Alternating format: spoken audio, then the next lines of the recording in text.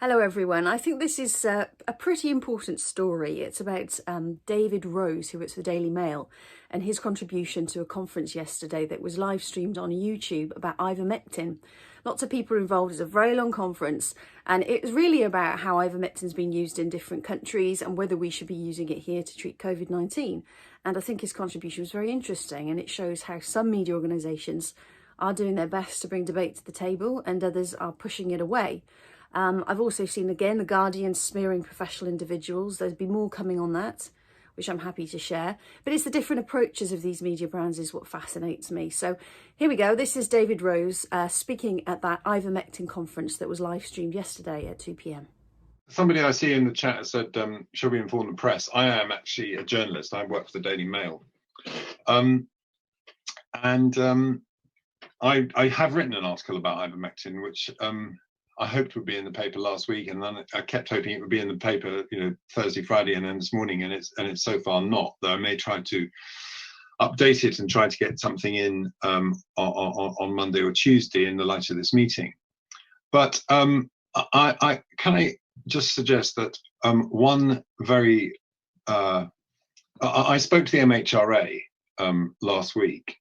And they said, well, we do have these emergency procedures, but nobody has applied to use ivermectin in any setting, whether for prophylaxis or treatment in the UK.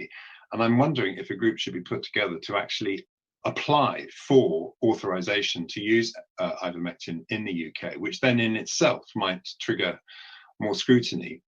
But the second point I wanted to make is more of a sort of terms of a media and public opinion point. If I'm not mistaken, the confidence that ivermectin reduces death at the moment from the trials that were being cited earlier is at best moderate, low to moderate. But the evidence that it is an effective prophylaxis is rather stronger than that.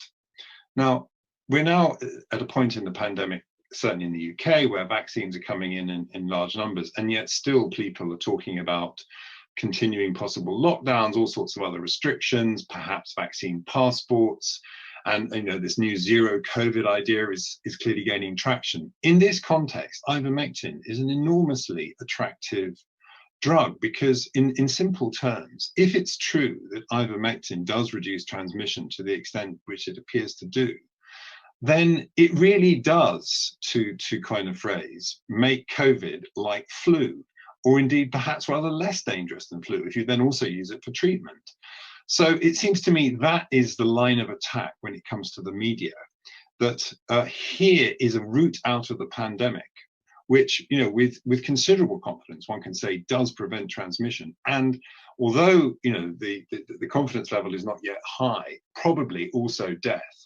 These are very simple cell lines for the media. And I think it's actually important now to reach out to the media generally, and I would urge the steering group to think carefully about how to do that and to devise a media strategy. And if you want to come to me for advice, I'm only too happy to provide it. Thanks very much. I'm sure the steering group would love to discuss that further with you.